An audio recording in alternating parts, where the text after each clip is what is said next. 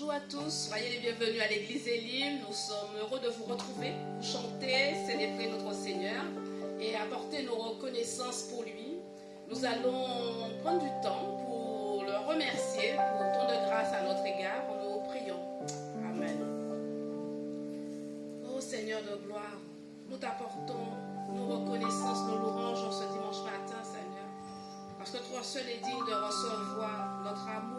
Toi seul est digne de recevoir, Seigneur, tout ce qu'il y a de meilleur dans nos cœurs, dans nos vies, Seigneur. Sois exalté, sois adoré, Seigneur, pour tant de grâce, tant de bonté envers nous, envers notre famille, envers l'Église. Merci, Seigneur, pour notre pays, la France. Merci pour ta grâce sur tous les continents, Seigneur. Merci, Seigneur, pour ton soleil, pour ta grâce, pour tes bontés envers tes enfants, Seigneur, ce dimanche matin. Sois glorifié, sois adoré, Seigneur. Sois vraiment le bienvenu, Saint-Esprit de Dieu, en ce lieu, en notre église Elim, Seigneur. Merci, Seigneur, pour ta direction. Au nom de Jésus. Amen. Amen. Amen. Nous allons chanter et célébrer notre Seigneur avec notre sœur Cathy. Soyez bénis. Ce matin, nous sommes dans la joie parce que nous sommes dans la maison de Dieu où ça découle toute la bénédiction. Je vous invite à lever, d'adorer Dieu avec nos chants en esprit et en vérité. Oui, Seigneur, nous voulons dire merci encore. Nous voulons contempler ta gloire, l'éclat de ta beauté. Oui, Seigneur, que tu es magnifique.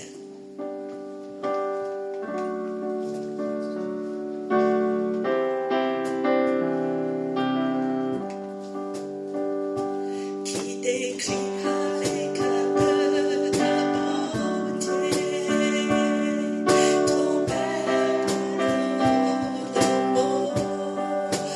Personne ne peut le comprendre. Les œuvres de Bala sommet. Qui pourrait mesurer la grandeur de ta sagesse et de ton amour? Il écrira l'éclat de la beauté.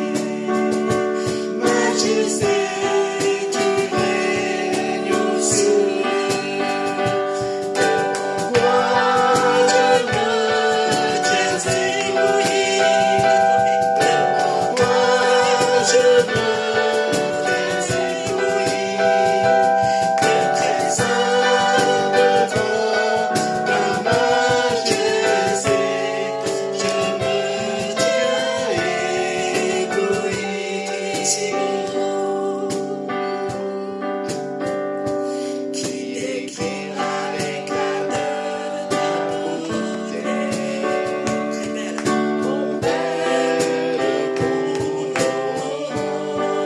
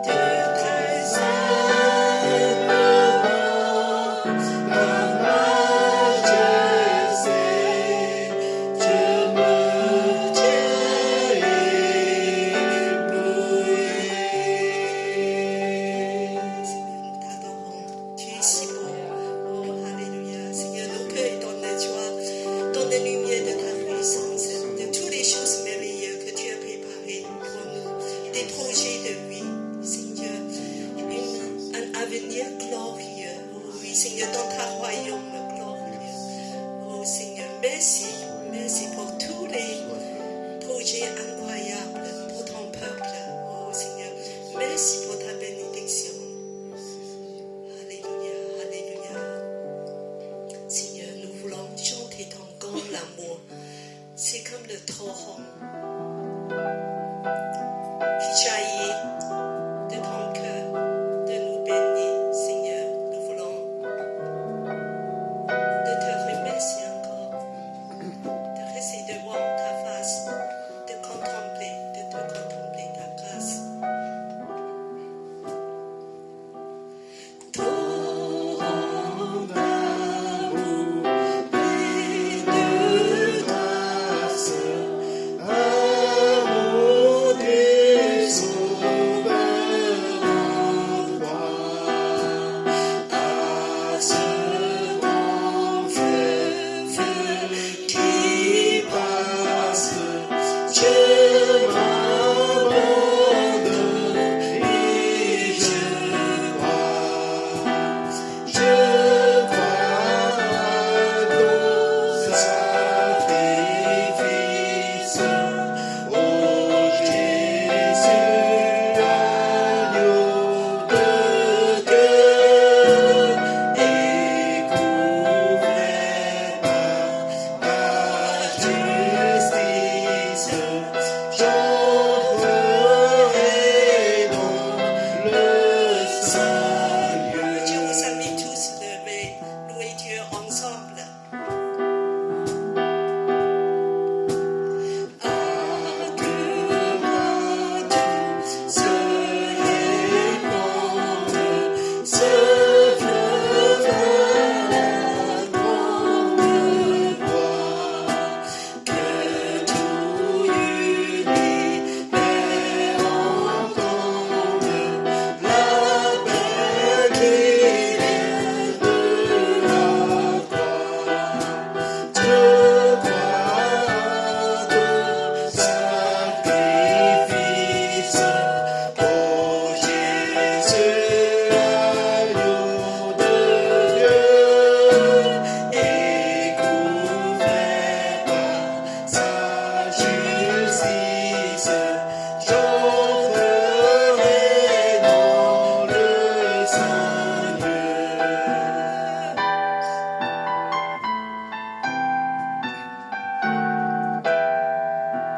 Que toute condamnée pour qui tu versas son sang soit au Père ramenée par ton amour tout-puissant. Je crois ton sacrifice, ô Jésus, agneau de Dieu, et couvert par ta justice, j'entrerai dans le saint lieu. Je crois à ton sacrifice, ô Jésus, agneau de Dieu, et couvert par ta justice, j'entrerai dans le saint lieu. J'entrerai dans le saint lieu. Levez vos mains de remercier Jésus à la croix, tout ce qu'il a fait. Oh Seigneur, content de ne pas te remercier de tout ce que tu as fait à la croix. Oh Seigneur, nous t'adorons pour l'amour immense, l'amour qui coule de la croix. C'est trop grand d'amour. Oh Seigneur, merci pour ta grâce infinie. comment on ne peut pas te remercier. Oh Seigneur, merci encore et encore. Oh Seigneur, que nos vies puissent vivre entièrement pour toi. Alléluia, alléluia. Oh Seigneur, que ton nom soit béni ce matin. Oh Seigneur, alléluia, alléluia.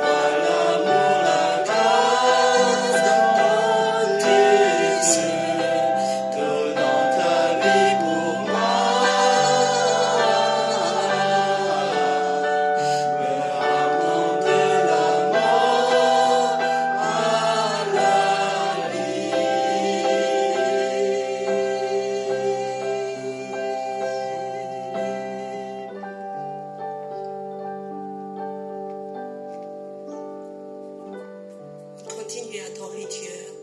Prenez place. Que nous que tourne vers lui ce matin encore. Seigneur, merci de nous d'avoir arraché à la mort. Nous étions dans le péché perdu. Mais ta grâce nous a trouvés. Parce que tu es venu nous chercher. Seigneur, nous voulons, avec un cœur reconnaissant, de dire que nous voulons te donner nos vies et tout. C'est le moment des enfants. Il ne s'agit pas juste d'une habitude, mais une expression d'amour. Dieu, il peut nous combler de tout genre de grâce, afin qu'on puisse avoir tout ce dont on a besoin, et encore de donner aux autres en générosité. Avec un cœur reconnaissant, nous allons préparer nos enfants pour nos dieux. Je vous invite à chanter le premier chant, reprenez le premier chant, de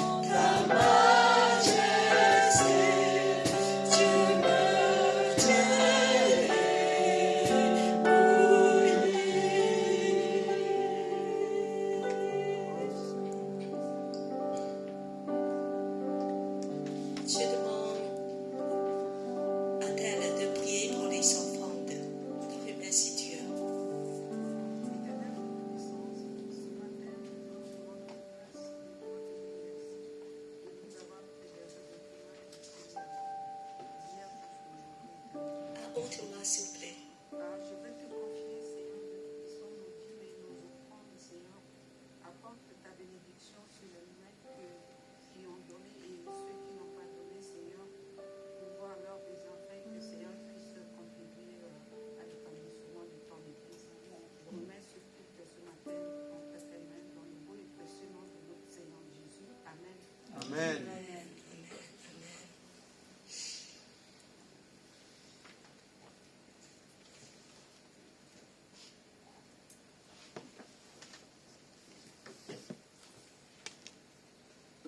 Merci, Sœur Cathy. Nous allons poursuivre notre temps d'adoration, de louange à notre Seigneur, en vous rappelant certaines annonces. Donc déjà, bienvenue à tous ceux qui nous visitent. J'aimerais bien que le frère, si vous pouvez vous présenter, parce que vous êtes déjà venu ici. Oui, ah bon. Veuillez me rappeler le prénom parce que j'ai oublié. c'est Yaya. C'est Yaya. Ok. Bienvenue dans la maison du Seigneur. Encore ceux qui sont présentiels comme ceux qui sont en distanciel. Un salut particulier à notre sœur Luce, puisque c'est son anniversaire aujourd'hui. Ah, bon anniversaire, Luce. Voilà. C'est vraiment juste spécial pour elle. Que Dieu te bénisse, notre sœur, et continue encore à te confier dans notre Dieu pour ta santé. Voilà. Amen. Donc l'église Elim, c'est une église des nations. Donc notre devise n'a pas changé. C'est toujours d'aimer Dieu, d'aimer la famille de Dieu, de servir les autres. Nos rendez-vous de la semaine. Déjà aujourd'hui, après le culte, nous avons le parcours des disciples. Donc il va commencer à partir de 12h30 et jusqu'à 14h30 pour, je crois que c'est la leçon numéro 7. 7, oui, concernant le jeûne. Voilà, c'est la leçon qui porte sur le jeûne et la prière. Les deux vont ensemble. Ouais.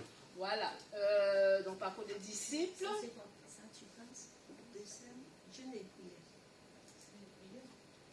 Alors, le Seigneur fait bien les choses et conduit notre église, je crois vraiment selon sa volonté, puisqu'il y a une semaine de jeûne et prière qui va commencer le 30 septembre et qui va s'achever le vendredi 4 octobre. Alors, nous vous encourageons à venir le mercredi 2 ici à l'église, parce que nous aurons un temps de prière avec d'autres églises du 13e et peut-être d'autres églises de Paris pour prier. Donc, vous êtes les bienvenus, ainsi que le vendredi 4 pour notre prière ici à l'église Elim, et ce sera aussi en distanciel. Autre annonce. On va à l'évangélisation.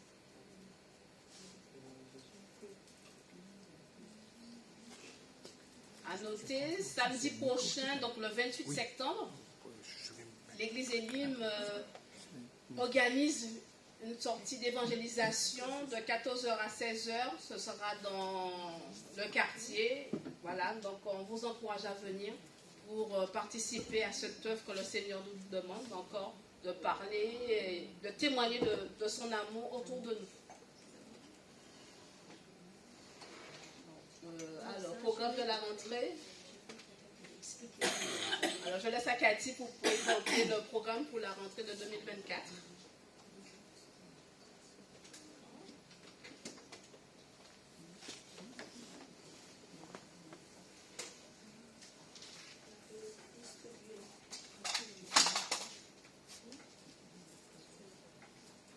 Donne.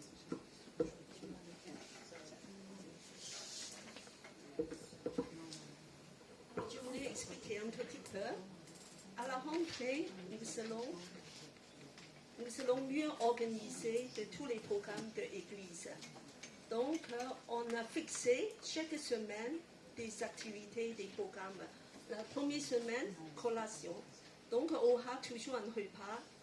Et ça, c'est une façon d'inviter des gens extérieurs, de les donner une invitation pour l'Église.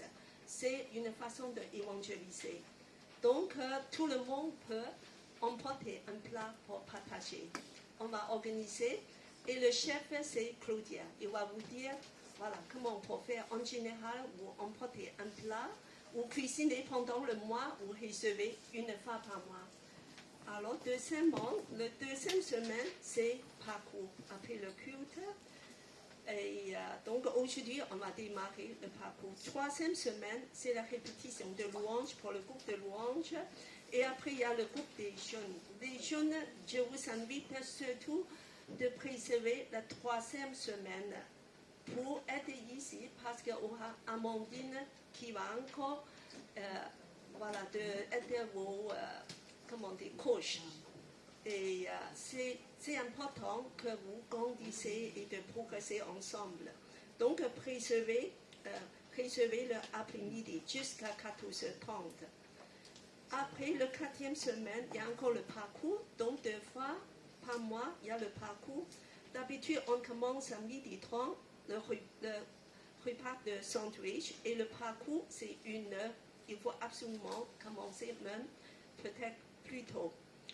Alors, après le 5e semaine, donc c'est pour des responsables.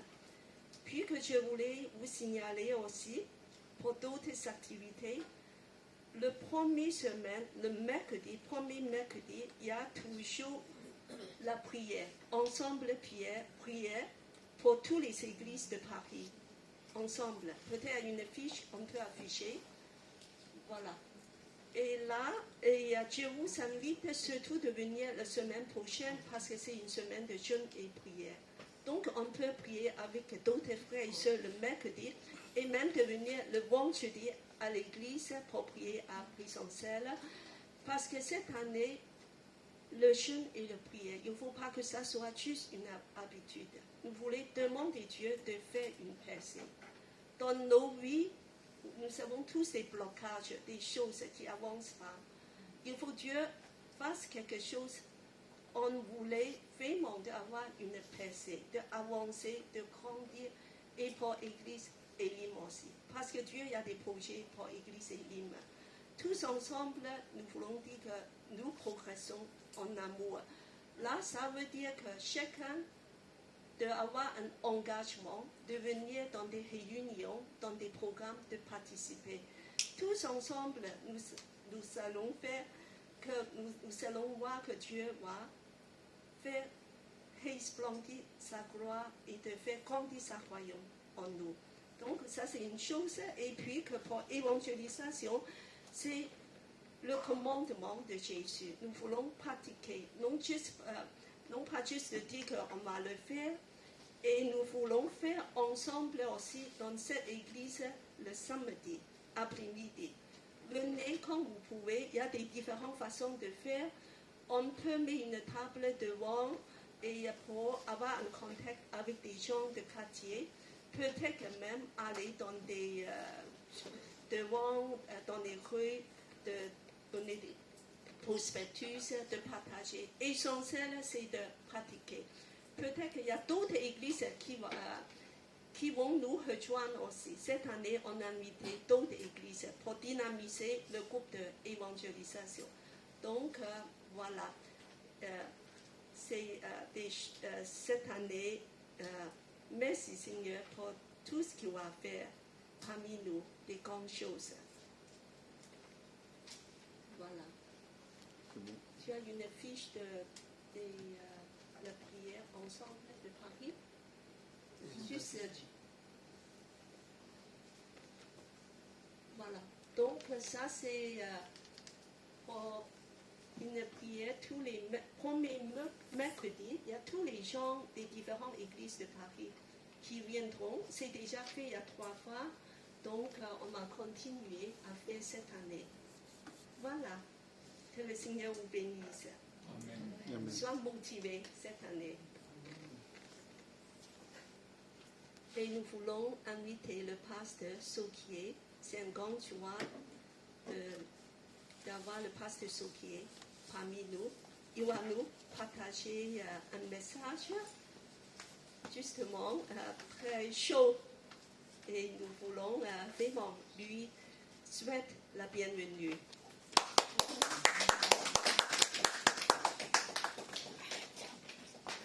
Applaudis. Ça me fait peur.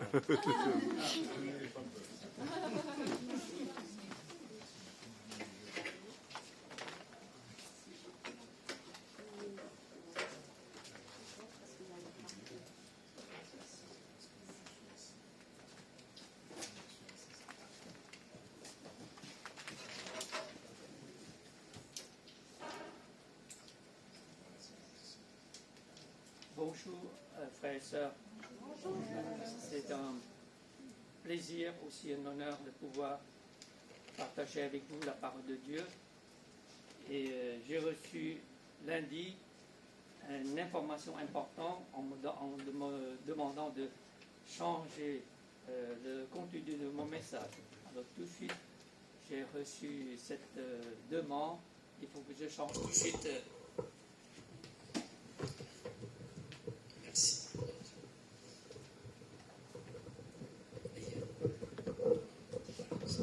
Je vais parler plus fort. Dieu remercie vraiment le pasteur Sokier. C'est selon nos besoins, donc il a modifié son prédication. Donc aujourd'hui, on aura une prédication spéciale.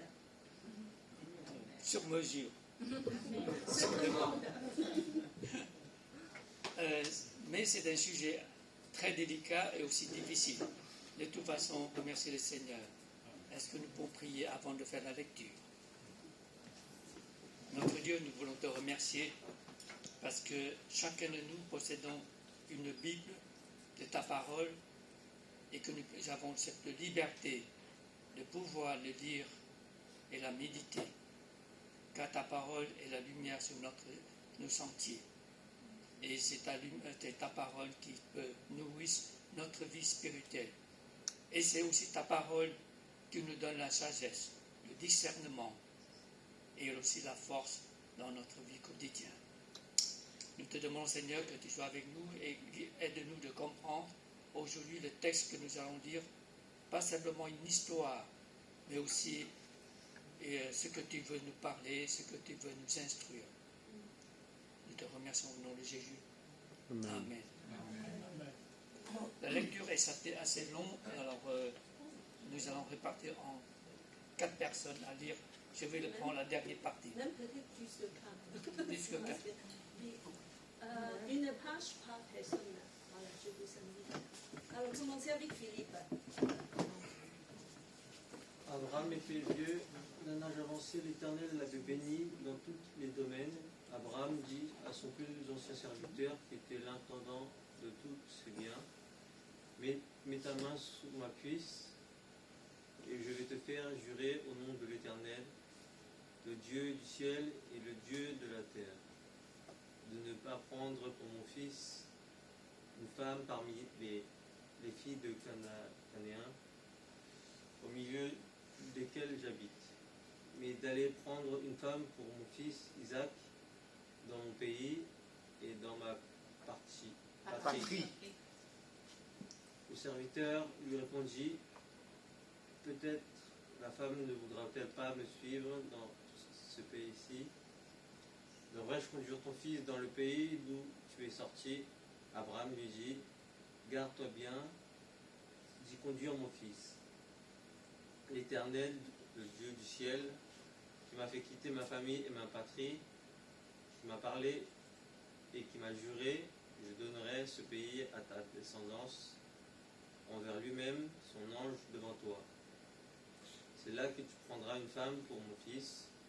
Si la femme ne veut pas te suivre, tu seras dégagé du serment que je t'ai fait faire. Seulement si tu ne conduiras pas mon fils. David, tu peux continuer. Si la femme ne veut pas te suivre, tu seras dégagé du serment. À haute voix, s'il te plaît. Du serment que je te fais. Fais faire seulement. Tu ne conduiras pas mon fils. Le serviteur mit sa main sous la cuisse de son seigneur Abraham et lui jura de se conformer à ses paroles. Le serviteur prit un petit chameau parmi ceux de son seigneur et il partit avec tous les biens de son seigneur à sa disposition. Il se leva et se rendit en Mésopotamie, dans la ville de Nachor. Il fit reposer les chameaux sur les genoux. Près d'un puits à l'extérieur de la ville, c'était le soir, le moment où les femmes qui vont puiser de l'eau sortent. Il dit, Éternel Dieu, mon Seigneur Abraham, donne-moi du succès aujourd'hui et fais preuve de bonté envers mon Seigneur Abraham. Voici que je me tiens près de la source d'eau et les filles des habitants de la ville vont sortir pour puiser de l'eau. Et la jeune fille à laquelle je mange ta cruche. Oui.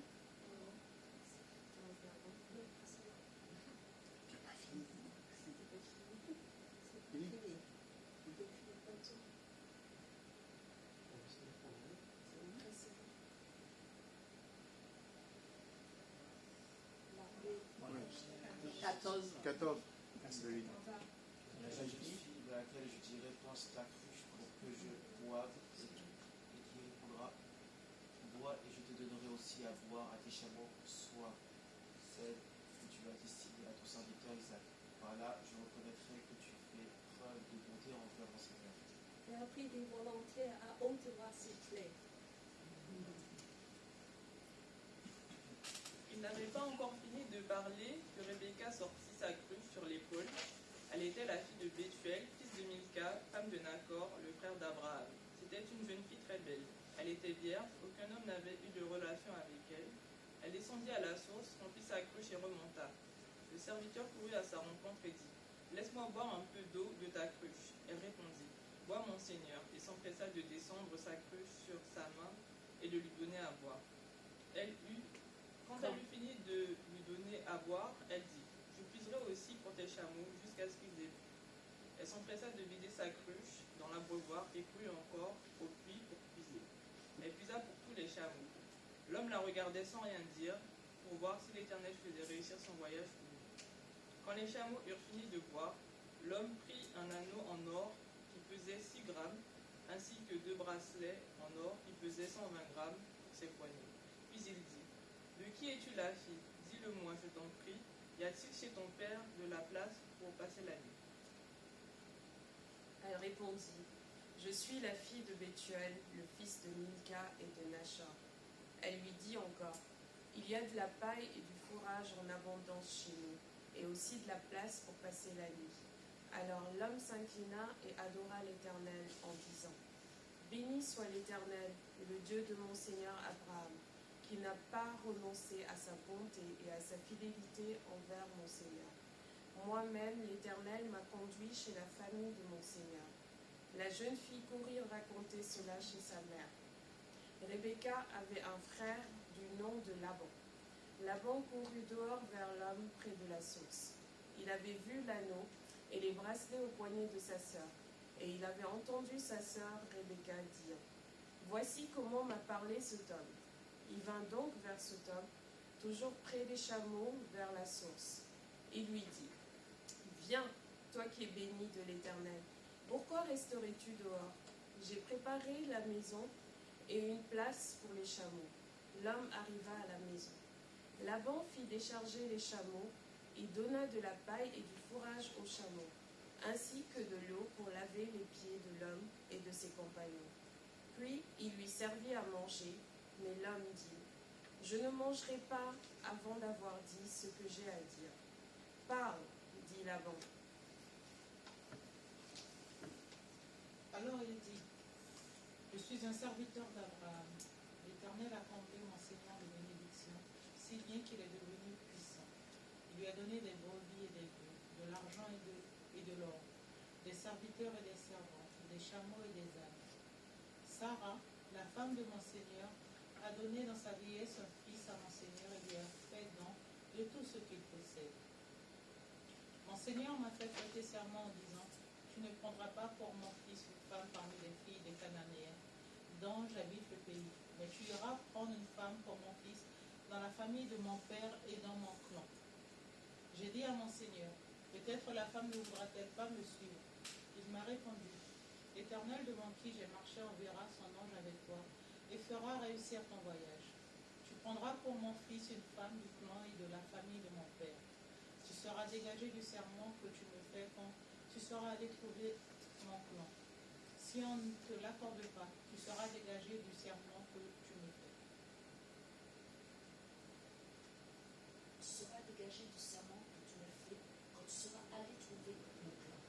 Si on ne te l'accorde pas, tu seras dégagé du serment que tu me fais. Je suis arrivé aujourd'hui à la source et j'ai dit, Éternel, Dieu de mon Seigneur Abraham, si tu veux bien faire réussir le voyage que j'accomplis, voici que je me tiens près de la source d'eau.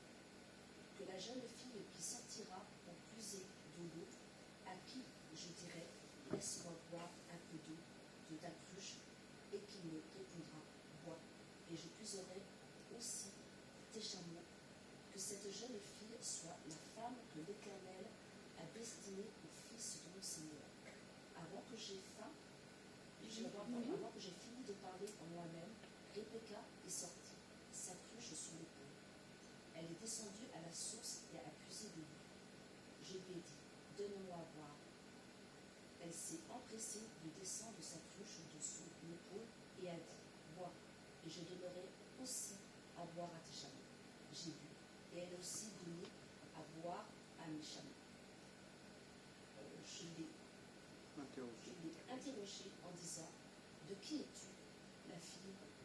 Elle a répondu, je suis la fille de Bethuel, le fils de Nacor et de Mika. J'ai mis l'anneau à son nez et les bracelets à ses mains. Puis je me suis inclinée et j'ai adoré l'Éternel. J'ai béni l'Éternel, le Dieu de mon Seigneur Abraham, qui m'a conduit fidèlement, afin que je prenne la fille du frère de mon Seigneur pour son fils. Maintenant, si vous voulez faire preuve de bonté et de fidélité envers mon Seigneur, déclarez-le moi. Sinon, dites-le moi et je m'en irai de ce côté ou de l'autre. Laban et Bethuel répondirent, c'est de l'Éternel que cela vient. Nous ne pouvons te parler ni en mal ni en bien. Voici Rebecca devant toi. Emmène-la en repartant. Qu'elle soit la femme du fils de ton Seigneur, comme l'Éternel l'a dit. Lorsque le serviteur d'Abraham eut entendu leurs paroles, il se prosterna jusqu'à terre devant l'Éternel. Le serviteur sortit des objets d'argent, des objets d'or et des vêtements qu'il donna à Rebecca.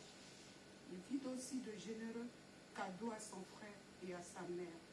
Puis ils mangèrent et burent, lui et ses compagnons, et ils passèrent la nuit là.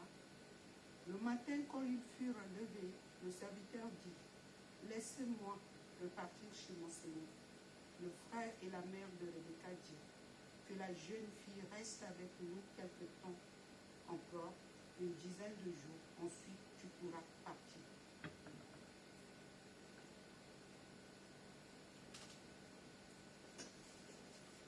Alors, je vais terminer cette dernière partie. Il leur répondit, ne me gardez pas, puisque l'Éternel m'a fait réussir mon voyage. Laisse-moi repartir et que j'aille chez mon Seigneur. Alors ils répondirent, appelons la jeune fille et demandez-lui son avis. Et appelle donc Rebecca et lui dirent, veux-tu partir avec cet homme? Elle répondit, oui. Alors ils laissèrent leur sœur Rebecca et sa nourrice partir avec le serviteur d'Abraham et ses hommes. Et bénirent Rebecca et lui dirent, toi qui es notre sœur, deviens l'ancêtre d'un million de personnes, et que la descendante possède les vignes de ses ennemis. Rebecca se leva avec ses servantes. Elles montèrent sur les chameaux et suivent l'homme. C'est ainsi que le serviteur, amena Rebecca et repartit. On va lire tous ensemble le dernier passage. Quant à Isaac, il était revenu habitait dans la région de Négué. Un soir, il était sorti pour méditer dans les champs. Il leva les yeux et regarda. Voici que les chameaux arrivaient. Rebecca leva aussi les yeux, vit Isaac et descendit de son chameau. Elle demanda au serviteur, qui est l'homme qui vient dans les champs à notre rencontre? Le serviteur répondit, c'est mon Seigneur. Alors elle prit son voile et se couvrit. Le serviteur raconta à Isaac ce qu'il avait fait. Isaac conduisit Rebecca dans la tente de sa mère. Il épousa Rebecca et devint sa femme et il l'aima. Ainsi, Isaac fut consolé après la perte de sa mère. Amen. Quelle belle histoire. Malgré les longs, mais je trouve que c'est pas assez encore long, parce qu'il y a des détails qu'ils n'ont pas mentionnés dans ce chapitre Genèse 24.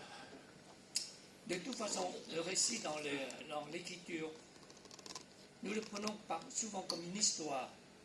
Mais à part ça, il n'est plus qu'une histoire, parce qu'aujourd'hui, c'est un sujet qui parle à la recherche d'une femme pour Isaac. Nous espérons tous, chacun de nous se passe aussi la même expérience dans notre vie ou notre famille. Mais hélas, ce n'est pas toujours la même chose. Peu importe, aujourd'hui, j'aimerais les répartir en 3 parties. La première partie, ici, je dirais les promesses de Dieu sont irrévocables. Qu'est-ce que ça veut dire irrévocable? Dieu n'a jamais changé ce qu'il a promis, ce qu'il a dit. Et comment il a parlé à Abraham.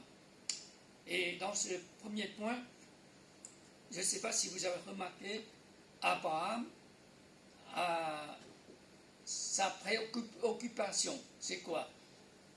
Envers son fils unique. Et comme il a perdu sa femme, Isaac a perdu sa mère, alors Isaac vit dans la solitude. Et c'est le moment que son père doit penser pour Isaac de fonder sa propre famille. Pour cela, il faut qu'il réfléchisse, qu'il prie sûrement, et il a pris la décision, il a choisi le plus ancien de son serviteur.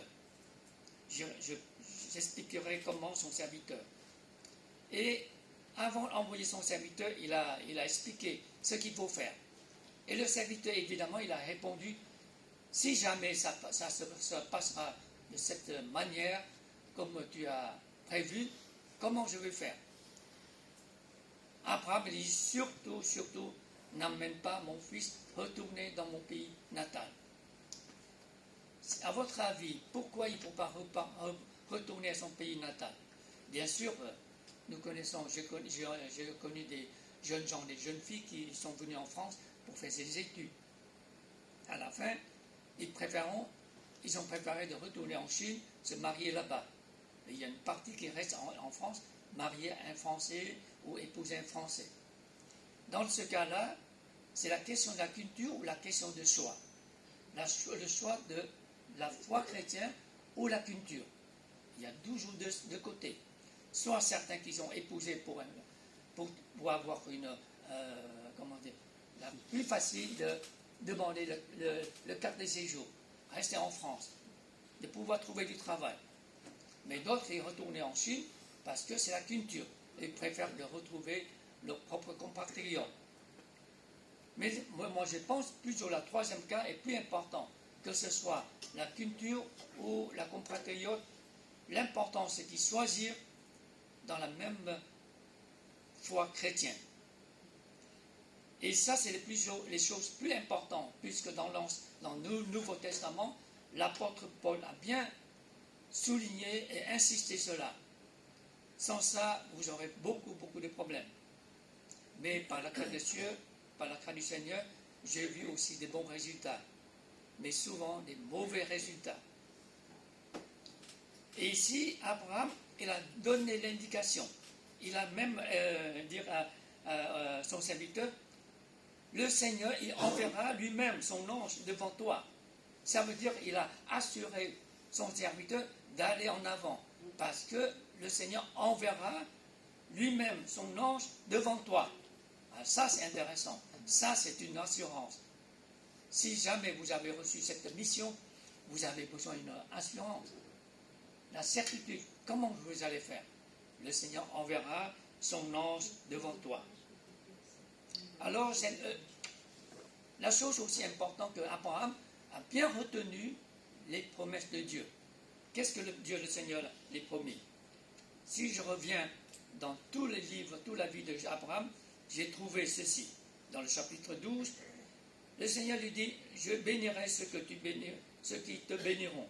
Je maudirai ceux qui te maudiront. Toutes les familles de la terre seront bénies de toi. Je te ferai une grande nation. Je te bénirai, je te rendrai ton nom grand et tu seras une source de bénédiction. Ça, c'est tout au début, le Seigneur lui a donné cette promesse dans le chapitre 12. Ensuite, dans le chapitre 13, nous lisons ceci. Lève-toi, parcours dans le pays de sa longueur et de sa largeur. Je te donnerai, je te ferai à toi que ta descendant une grande nation. C'est la promesse que Dieu lui donnait. Ensuite, nous trouvons dans le chapitre 15, il dit aussi, regarde vers le ciel et compte les étoiles. Si tu peux les compter, tel sera ta descendant. Ensuite, dans le chapitre 17, je suis le Dieu de Tout-Puissant, marche devant toi et sois intègre. Je t'établirai mon alliance entre toi et moi. Je te multiplierai considérablement. Ensuite, dans le chapitre 17 aussi, il a dit que je bénirai et je te donnerai un fils par Sarah. Et il sera les grandes nations. Et ensuite, dans le chapitre 16, chapitre 10 jusqu'au chapitre 22, 24 ici, au moins 7 à 8 fois que le Seigneur a promis à Abraham. Et il répète toujours que tes descendants seront grands. Et ils seront une bénédiction sur bénédiction pour les autres. Abraham a bien retenu la promesse de Dieu.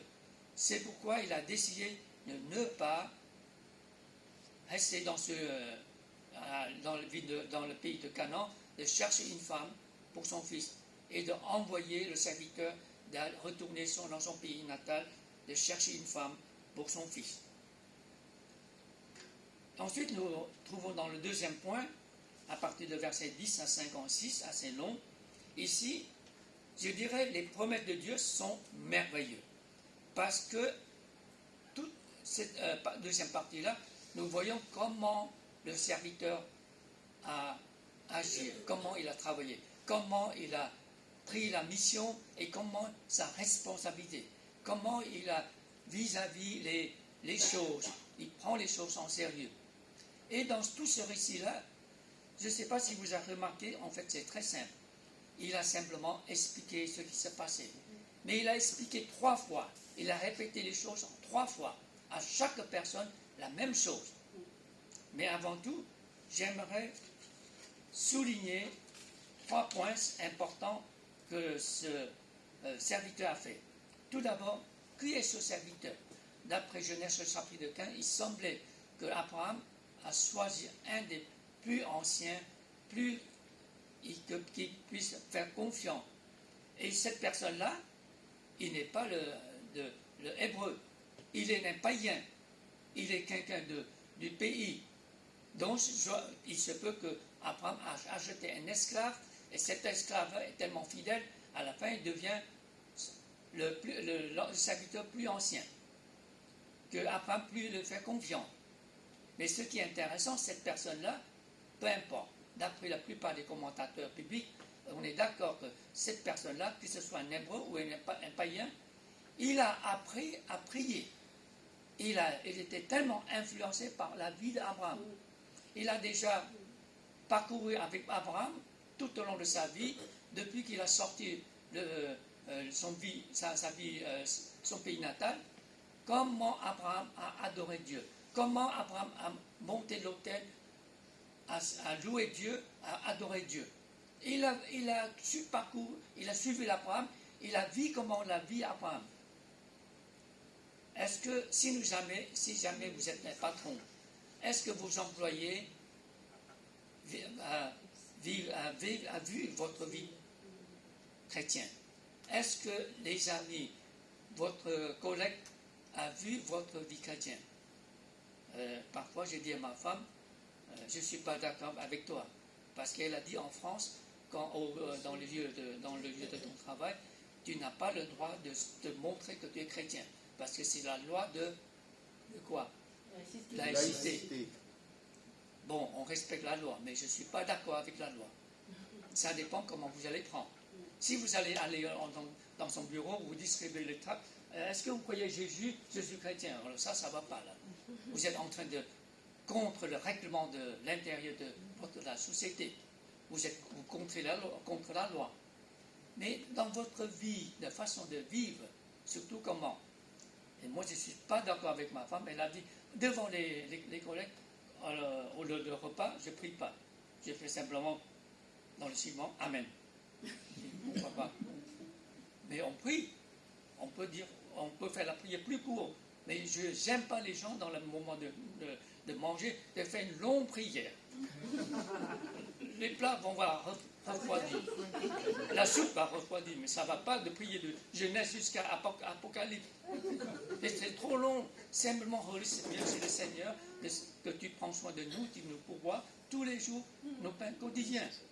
Tu nous donnes la force de gagner la vie. Merci Seigneur, tout simplement 3-4 fois Amen. Mais pourquoi rester dans le silence? Mais parce que c'est la loi c'est la loi. Mais je dis, on s'en fiche la loi. Mais c'est votre vie. Vous devez vivre, montrer les autres que vous êtes quelqu'un qui connaît le Dieu du Créateur. Vous n'avez pas besoin de parler. Simplement votre geste, votre prière peut montrer que vous êtes différent que les autres. On s'en fiche de 50 ou 60 employés dans le salle de manger. Simplement, on prie. Bon, finalement, elle est d'accord. Si jamais on me virait, j'ai dit, c'est pas mais ton chef n'ose pas te virer, parce que tu as aussi son bras droit. S'il te virait, il aura un problème avec le PDG. Il sera le premier viré, parce que tu as centaines d'ingénieurs sous tes ordres. Alors, pourquoi tu as peur? C'est ta droit de prendre le courage de montrer à les autres. Et si jamais le Seigneur te donnait des employés, alors montre-eux ta bienveillance, ta charité, ta bonté envers les autres employés. Et là, j'ai vu beaucoup des employeurs, il a deux types de vie. À Lévis, il est tellement gentil, tellement spirituel. Mais en arrivant en son travail, et exploiter les gens. Et là, c'est pas bien. Ça, vraiment, c'est impardonnable. Ce n'est pas une vie chrétienne. Les employés les détestent aussi. Nous demandons le Seigneur nous aide. Il faut faire comme Abraham, à influencer son serviteur. Et son serviteur, ils savent comment prier. Vous verrez, tout au long, il sait comment prier, mais parce qu'il a appris de son serviteur, son Seigneur. Première chose, il prie. Il a dit, l'Éternel, Dieu de mon serviteur Abraham, donne-moi du succès aujourd'hui et fais preuve de bonté envers mon Seigneur Abraham. Cette phrase, d'où il vient? Au moins les premières parties, il vient de son Seigneur Abraham.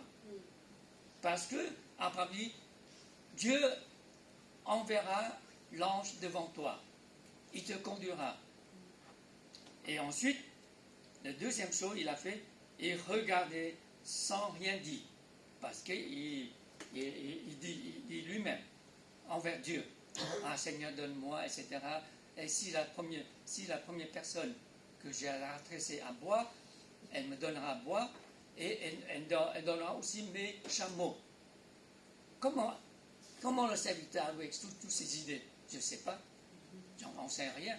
Mais au moins, il a un homme qui respecte, peut-être il croit en Dieu, peut-être il a déjà accepté l'Éternel, le Dieu du ciel, et comme son Éternel, son Dieu. Et le moment est venu, et regardez, voilà, ça je trouve c'est intéressant. Regardez sans rien dire, pour voir si l'Éternel faisait réussir son voyage ou non. Ça, c'est quelque chose d'intéressant et très intelligent. Troisième chose qu'il a fait, aussitôt qu'il a le résultat, il s'inclinait et adorait l'Éternel en disant, béni soit l'Éternel, le Dieu de mon Seigneur Abraham, qui n'a pas renoncé sa bonté et sa fidélité envers mon Seigneur. Moi-même, l'Éternel, m'a conduit chez la famille de mon Seigneur. Il a répété exactement à la famille de Rebecca. Et ces trois choses-là sont très importantes. Parce qu'il voyait que les promesses de Dieu sont merveilleuses, mais lui, il a appris aussi comment gérer les choses, comment agir, comment il faut faire. Il prie, il regarde, il laisse le Seigneur décide pour lui, et tout le résultat, toute la gloire, toutes les choses appartiennent à Dieu. Et ensuite, il prosternait, remercier Dieu et adorer Dieu. Je crois que nous devons faire exactement comme le serviteur d'Abraham. Quelle que soit notre circonstance, la première chose, c'est de prier. La deuxième chose, laissez le temps que c'est Dieu qui décidera. Troisième chose, nous remercions le Seigneur constamment, quelle que soit la situation, quels que soient les résultats. Il y a des bons résultats ou des mauvais résultats. Peu importe, remercie le Seigneur. À la fin, le troisième point, les promesses de Dieu, pour moi, sont toujours accompagnées de bénédictions. À la fin de verset 57 jusqu'à 67. Ici, il y a deux choses que j'aimerais souligner. Premièrement, Rebecca a répondu comment? Elle n'a pas hésité. Bien sûr, le récit est assez court. Simplement, elle répondit oui. Alors, si jamais une jeune fille ou votre fille, elle décide comme ça, je ne sais pas qu'est-ce que vous pensez. Je vous dirais aussi, c'est mon souci aujourd'hui. Parce que notre fille s'appelle Rebecca, justement. Je ne sais pas. Si elle a dit oui, je dis, est-ce que c'est sérieux ou non? Depuis combien de temps tu connais ce garçon? Et là, ce n'est pas encore un copain. Hein. Elle est tellement occupée, elle ne me parle pas de ce sujet. Moi, tous les jours, j'ai la tête comme ça parce qu'il y a des affaires qui sont très compliquées. Et elle n'aime pas trop discuter avec les jeunes gens. Et bien sûr qu'il faut du temps, il faut voir. Et est-ce que Rebecca n'a pas pensé que j'irai à l'étranger, je vais épouser, je sais que c'est membre de la famille. En fait, quand j'ai vérifié,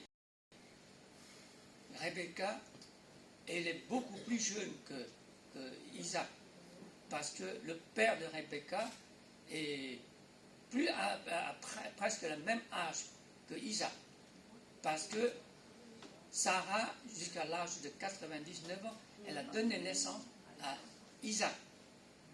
Donc, il y a une différence d'âge. Si vous voulez, c'est une jeune fille, peut-être, je ne sais pas, 18 à 20 ans. Tandis qu'Isaac, il arrivait déjà à 40, peut-être 45, peut-être plus. Si c'est votre fils, qu'est-ce que vous allez faire? Oh, ça ne va pas, là. Il est tellement en retard. Mais Rebecca, elle n'a pas pensé tout cela. Elle n'est même pas, à l'époque, bien sûr, dans l'Ancien Testament, le serviteur n'a pas demandé l'avis d'Isaac avant de partir. Quel type de jeune fille que tu aimes? Est-ce que les cheveux longs, les cheveux frisés, ou je ne sais pas. Il n'a pas demandé l'avis d'Isaac. Et Isaac, dans l'Écriture, n'a jamais mentionné tous ces détails. Et Rebecca n'a pas... Est-ce que le serviteur a expliqué comment son serviteur, le fils d'Abraham, il est un type comment? Il n'a rien expliqué. Simplement, il a dit, le Seigneur m'a envoyé. Alors ici, un point très intéressant. Je reviens dans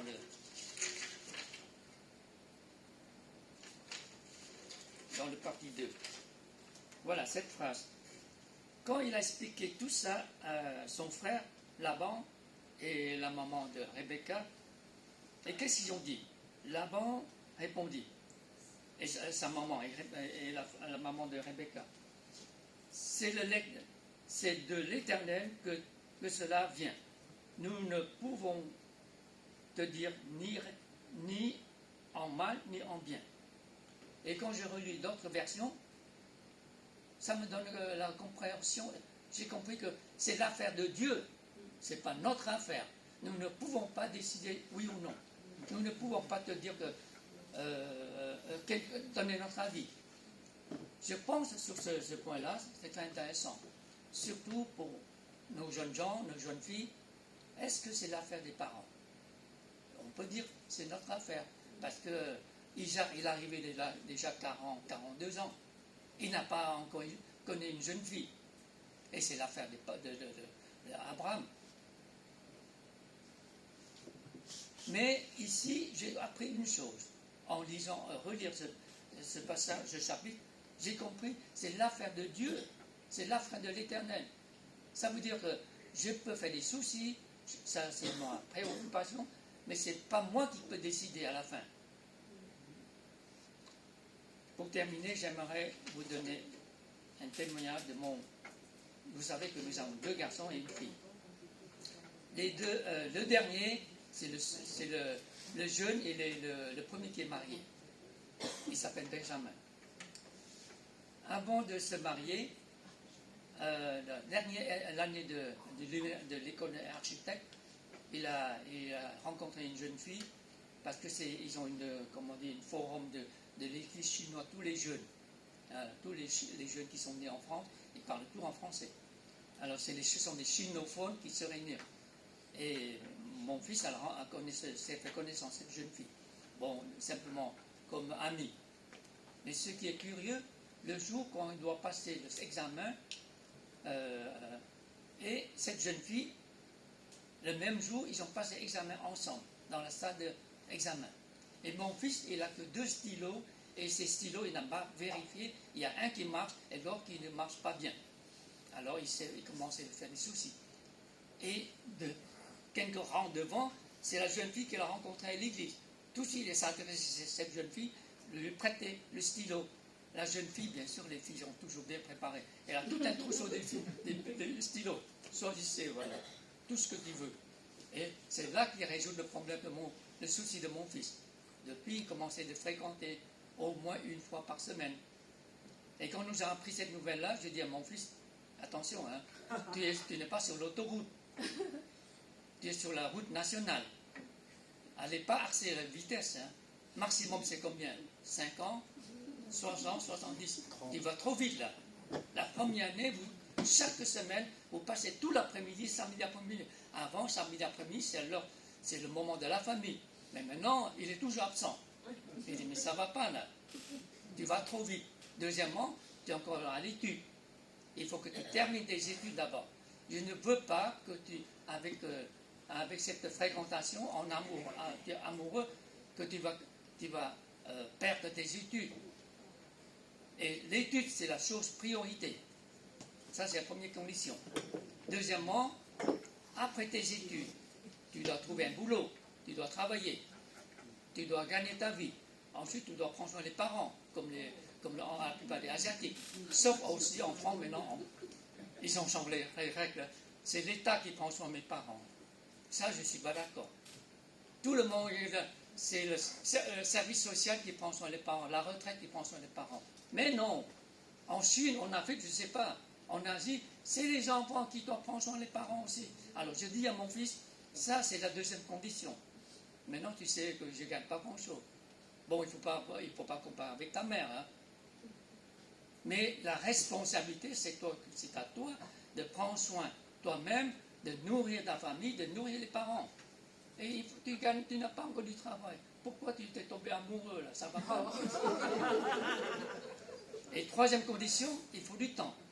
Tu viens de te connaître même pas 1 an, 1 an et demi. Vous allez trop vite là. Ensuite, par la grâce du Seigneur, il a fait un échange à l'université à Hong Kong. Il est parti en Hong Kong 1 an. Ensuite, 6 mois à Sydney. J'ai dit, tant mieux pour toi. Vous allez vous séparer pendant 1 an et demi, on verra. Si votre affaire est sérieuse, ça tient debout. Sinon, terminé. Parce que mon fils, le troisième, est tellement gentil. Avec toutes les jeunes filles, il est toujours souriant, toujours très poli. Il a plein de jeunes filles qui courent derrière lui. Tandis que son frère, c'est notre problème. Et j'ai dit, mais écoute, tu vas trop vite là. Tu peux être poli avec les jeunes filles, la politesse c'est nécessaire. Mais tu ne vas pas continuer trop de passer ton temps de discuter, de bavarder avec les jeunes filles. C'est pourquoi tu as constamment ton téléphone que des jeunes filles qui t'ont téléphoné. Alors ça ne va pas du tout. Et finalement, voilà, tu vas absent 1 an et demi, on verra. Et finalement, il s'est changé, je ne sais pas les détails. Pour finir, il a fini ses études. La jeune fille aussi, elle a fini ses études. Je dis, tant mieux. Merci Seigneur, alléluia. Sinon, je vais voir, et même nous allons voir ses parents. Avec ma femme, nous avons discuté avec ses parents. nous connaissons ses parents, ils sont des chrétiens. Mais formidable, ils sont des chrétiens, alors qu'est-ce que nous voulons encore? Si vraiment mon fils fréquentait une jeune fille qui ne sont pas chrétiens, alors là c'est un problème sérieux. Là. Maintenant ils sont chrétiens, qu'est-ce que vous voulez encore de plus? Mais j'ai dit non, j'ai discuté avec ses parents, j'ai dit nous prions pour ce sujet-là. Nous ne voulons pas que cette jeune fille et ces jeunes hommes qui à cause de leurs sentiments, ils vont échouer dans les études. Ensuite, il faut qu'ils travaillent. Tous les deux, il faut qu'ils trouvent un travail d'abord. Il faut qu'il y ait des revenus. Au moins qu'il peut louer un appartement, au moins qu'il peut nourrir lui-même. Les Chinois disent que si tu es capable de marier, tu dois être capable de te nourrir aussi. Sinon, terminé. Les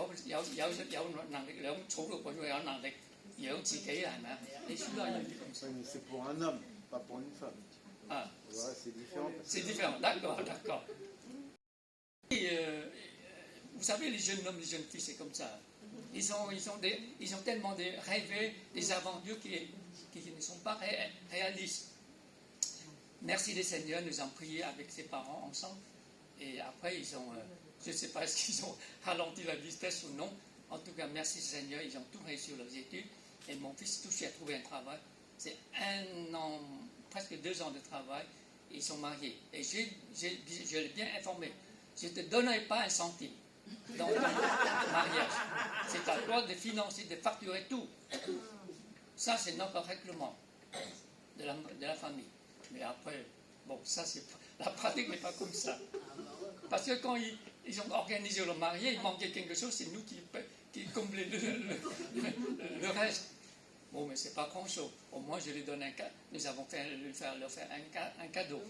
Moitié de la facture de la noce de mariage. Mais ce que finalement, nous sommes remerciés des Seigneurs, ils ont fait un mariage très simple. Avant, ils rêvaient beaucoup dans le plus grand l'église American Church. Et vous savez combien ça coûte? Vous verrez si un jour vous avez besoin d'aller chercher là-bas. C'est pas donné du tout. Minimum 5 000 € à l'église. Parce qu'il y a le vendredi soir, la répétition comptée à l'heure.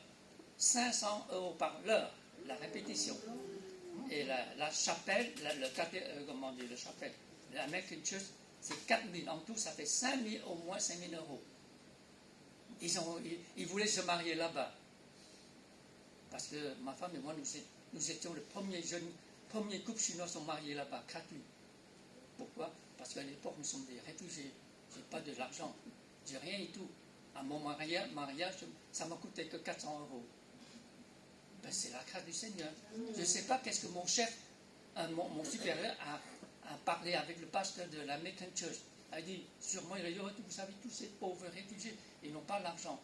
Et finalement, il nous a laissé utiliser, c'était la première couple chinois mariée à l'American Church, gratuit. Et mon fils, il veut faire la même chose.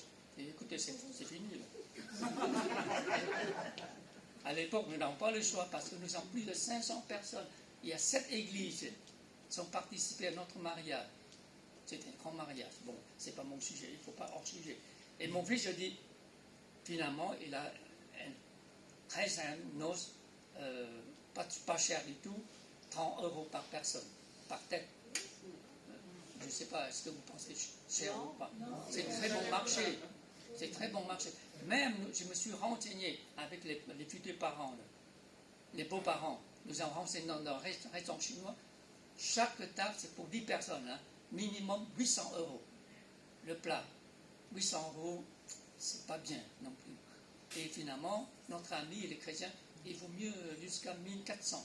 Il y a 10 tables. Ça fait combien? 14 000. Je dis, mais ça ne va pas, 14 000. Je n'ai pas de sous.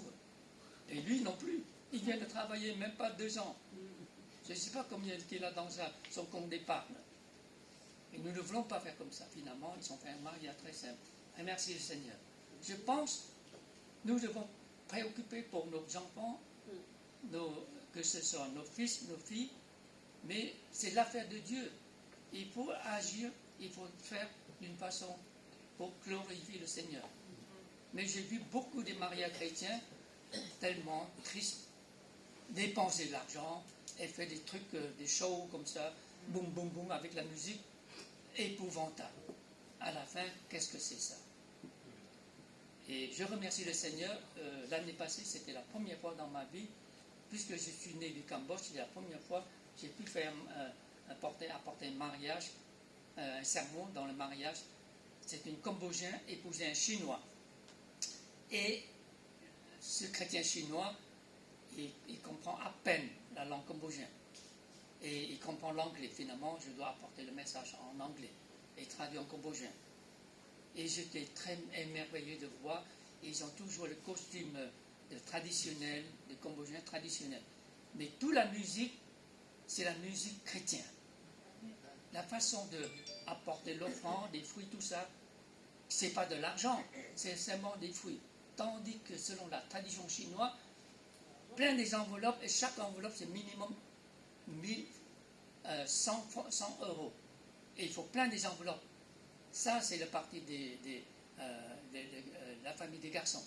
Ça veut dire la famille des filles, il va vous donner une chiffre 20 à 40 000 euros. Vous allez vous préparer. Et je dis les gens, vous n'allez pas vendre votre fille. Pourquoi vous donnez mon temps aux futurs gens? Vous n'allez pas vendre votre fille. 20 à 40 000, minimum c'est 20 000 euros. Ça, c'est le prix. Je ne sais pas, est-ce que combien il a payé? Ça coûte cher, hein? Moi, j'en sais rien, c'est les parents qui ont payé. Oh, tu es vraiment béni. Et j'étais émerveillé de voir ce mariage au Cambodge. Et ils ont tellement simplement des fruits, des différents fruits. Et quand ils apportent des fruits envers les parents, ils chantent des chants chrétiens, d'un style cambodgien. Ça, j'étais formidable. Louez le Seigneur. Alléluia. Vous avez fait un bon mariage. Et c'est vraiment quelque chose qui peut glorifier Dieu. Remettez l'affaire dans la main du Seigneur. C'est lui qui décidera tout pour vous. À la fin, vous n'avez pas le droit de décider. Vous avez le droit de donner votre avis, ou encouragement, ou s'ils vont trop vite, vous direz que vous n'êtes pas sur l'autoroute, hein, même pas sur le périphérique. Vous verrez le mois prochain, le périphérique devient 50 km à l'heure. Ça. C'est pas dit, hein. 50. On verra. On va se faire casser la figure. Hein. C'est très compliqué cette affaire. C'est pas sérieux. C'est n'importe quoi. C'est n'importe quoi. En tout cas, nous allons pas critiquer notre gouvernement. Laisse-le faire notre travail. Nous allons s'occuper de notre fils, notre fille, prier pour eux. Tout d'abord, si je peux vous donner une suggestion. Si vous avez fait des études, finissez vos études. Vous avez besoin d'équiper. Formez vous-même. Si vous n'avez pas un métier dans la vie, qu'est-ce que vous allez faire? Vous n'allez pas traîner, faire des petits boulots comme ça. Vous avez besoin d'avoir un métier, quelque chose de solide, quelque chose de pratique dans votre vie. Malgré le salaire, au début, il ne faut pas espérer trop. Vous devez commencer au début très bas. Moi, quand j'ai commencé comme pasteur assistant, je n'ai même pas pu me nourrir parce que je suis logé à l'église. On m'a payé que 400 francs à l'époque. 400 francs, il n'y a pas grand-chose. Même pas maintenant 400 euros par mois. Moi, je dois accepter aussi. Et je n'ai jamais mentionné le montant de mon salaire. Mais aujourd'hui, tous les jeunes qui sortent de l'école biblique, tout de suite, on veut embaucher, ils commencent avec le contrat de travail. Le montant, combien de jours de travail vacants, qu'est-ce que je dois faire? Très précis dans le contrat de travail. Ça, c'est aujourd'hui, c'est une mauvaise chose. Mais en tant que jeune débutant, tout ce que je dois concentrer, c'est de travailler et de me former, et ensuite prendre au sérieux de connaître la volonté de Dieu. Si Dieu me donnera une jeune fille, j'accepterai. Si le Seigneur me donnera une jeune gens, j'accepterai. Mais je ne veux pas vous décourager parce que j'ai vu dans l'église, d'autres églises, il y a beaucoup de mariages, puis pour finir, ça devient malheur. Elles souffrent. Vous savez, les jeunes filles, vous êtes toujours perdants. Parce que les jeunes hommes, ils quittent, ils partent, ils foutent le camp, c'est tout. Ils se levaient, bye bye, c'est tout. Et la jeune femme, les sœurs, elles doivent élever le fils, l'enfant. J'ai vu beaucoup de cas comme ça. Mais aujourd'hui, est-ce que nous avons peur pour notre fille Rebecca? Hier soir, j'ai dit à ma femme, j'ai vu justement cette phrase, je l'ai dit, c'est l'affaire de Dieu. Ce n'est pas notre affaire. Si Dieu veut donner un garçon, remerciez le Seigneur. Si le Seigneur veut qu'elle soit célibataire, c'est l'affaire de Dieu. Mettez tout ça dans la main du Seigneur. Que Dieu soit loué et glorifié. Amen. Amen. Prions-nous. Notre Dieu, nous voulons remercier parce que dans notre vie quotidienne, nous avons la vie éternelle. Nous avons ta joie, ta paix. Le Saint-Esprit demeure en nous, qui nous instruit et souvent qui nous rectifie aussi. Malgré nos faiblesses, parfois notre désobéissance. Merci le Saint-Esprit, c'est toi, tu es toujours plus fort, tu nous rectifies, tu nous convaincs, tu nous fais comprendre ce qui est bien, ce qui n'est pas bien, ce qui est de ta volonté, ce qui est notre désir, notre propre désir. Seigneur, si jamais nous avons une mauvaise décision ou un sentiment qui ne plaît pas de toi, nous te demandons, Seigneur, que tu nous pardonnes. Et aide-nous, Seigneur, de toujours marcher sur le chemin que toi tu as tracé pour nous, que toi tu as préparé pour nous, notre avenir.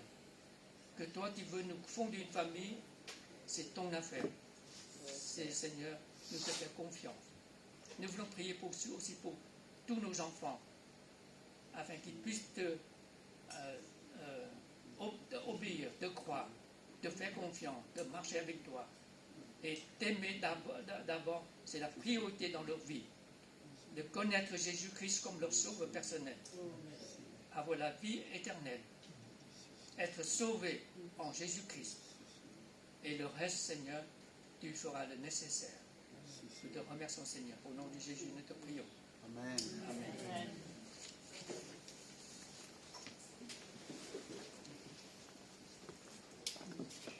Merci, Pasteur Sautier.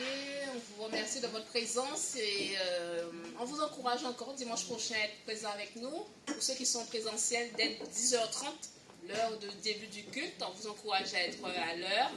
Et ceux qui sont présentiels l'après-midi pour la diffusion du culte. Merci, bon dimanche, à bientôt. Au revoir.